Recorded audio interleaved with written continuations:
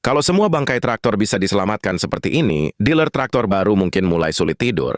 Di depan kita berdiri sebuah traktor yang kondisinya lebih menyedihkan daripada janji 50 juta lapangan pekerjaan. Mesin mati total, bodi penuh karat, dan sudah setahun tidak pernah hidup. Bahkan rumput di sekitarnya mungkin sudah menganggapnya bagian dari ekosistem.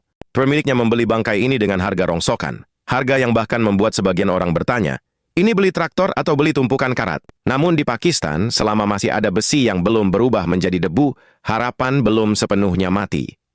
Begitu tiba di bengkel, para mekanik langsung menyerbu traktor tersebut seperti tim arkeolog menemukan fosil dinosaurus langka. Sebelum dibongkar, seluruh permukaan disiram cairan penghilang karat. Jumlah karatnya begitu banyak sampai cairan itu mungkin sempat mempertanyakan pilihan hidupnya sendiri. Sambil menunggu karat melunak, para mekanik mulai membongkar bagian demi bagian. Radiator dilepas, gardan depan dicopot, baut-baut tua dibuka satu persatu. Hebatnya, mereka melakukan semua itu tanpa peralatan mahal yang biasa dipamerkan bengkel modern di media sosial. Ketika kepala silinder dibuka, pemandangan di dalam mesin cukup mengejutkan. Blok mesin ternyata berisi air. Ya, bukan oli. Air, untuk sesaat mesin ini terlihat lebih cocok dijadikan akuarium daripada sumber tenaga traktor. Tetapi bagi para mekanik Pakistan, kondisi seperti itu rupanya hanya masuk kategori masih lumayan. Mesin pun dibongkar total, poros engkol, poros nok, bantalan, semuanya dikeluarkan dan dibersihkan. Karat yang menempel begitu tebal sampai seolah-olah sedang berusaha mengajukan status kepemilikan resmi atas seluruh komponen. Setelah diperiksa ternyata kerusakan internalnya tidak seburuk penampilannya. Cukup mengganti bantalan yang aus dan membersihkan seluruh bagian. Kabar ini tentu membuat dompet pemilik bernapas lega setelah sebelumnya hampir meminta perlindungan saksi. Ketika poros engkol kembali berputar mulus, proses perakitan pun dimulai. Bantalan dipasang, baut dikencangkan tanpa ragu sedikitpun. Torsi baut, ukurannya memakai satuan feeling tingkat dewa. Sementara gemuk dioleskan dengan keyakinan yang cukup untuk melumasi hubungan diplomatik antar negara. Semua dilakukan dengan tingkat kepercayaan diri yang begitu tinggi.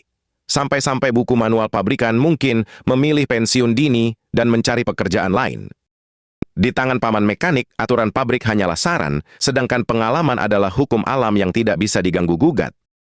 Meski tidak menggunakan kunci torsi modern, para mekanik mengencangkan baut dengan metode tradisional yang sudah diwariskan turun-temurun, kira-kira sudah pas. Selanjutnya, piston baru dipasang, padahal piston lama sebenarnya masih bisa dipakai. Tapi seperti kebanyakan manusia saat gajian, kalau bisa baru kenapa harus yang lama. Perlahan mesin mulai kembali terbentuk. Gasket baru dipasang, katup diberi oli, tutup silinder dikencangkan. Dan mesin yang sebelumnya lebih mirip wadah penampung air hujan kini perlahan berubah menjadi mesin sungguhan. Setelah itu perhatian beralih ke transmisi. Ajaibnya, roda gigi di dalamnya masih sehat walafiat. Di tengah lautan karat, lumpur, dan penderitaan mekanis yang telah berlangsung bertahun-tahun, komponen ini tampaknya berhasil memperoleh perlindungan khusus dari para dewa permesinan. Saat bagian lain sudah menyerah pada nasib, roda gigi ini masih berdiri tegak seolah baru pulang dari spa premium. Karena kondisinya masih bagus, proses perbaikannya pun sangat sederhana. Cukup dibersihkan, dilumasi, lalu dipasang kembali. Tidak perlu las, tidak perlu gerinda, tidak perlu ritual doa makoli inna rahmatan mama gufron. Penyelamatan darurat yang biasanya menjadi menu utama bengkel ini.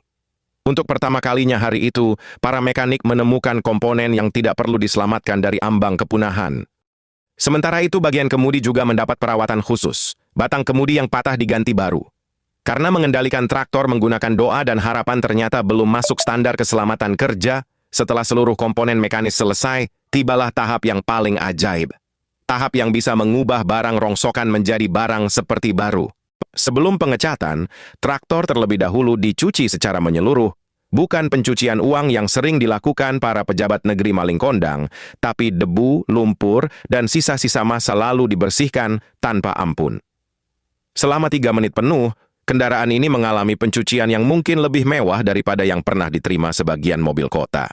Setelah bersih, seluruh permukaan disemprot cat dasar anti karat. Dan disinilah keajaiban terjadi.